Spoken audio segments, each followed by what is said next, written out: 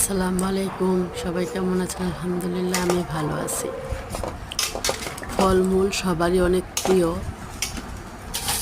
এবং ফল যদি লবণ দিয়ে মাখিয়ে খাওয়া যায় তাহলে তো আরও ভালো। এখানে আমি কয়টা পেয়ারা নিচ্ছি। পেয়ারাগুলি কেটে কুচি কুচি করে নিব। তারপর এর সাথে লবণ, মরিচ, কাসুন্দি মাখিয়ে নিয়ে খেলে খুবই ভালো লাগে।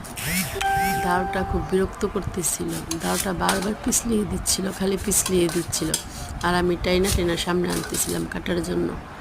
আমারও একটা বোকামি হয়েছে, আমি দাটার নিচে পাপোশ দিয়া যদি রাখতাম তাহলে দাওটা এভাবে পিছলাইতো না।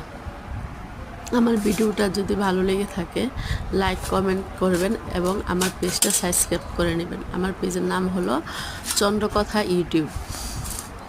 ভিডিওটা এ পর্যন্তই। আল্লাহ।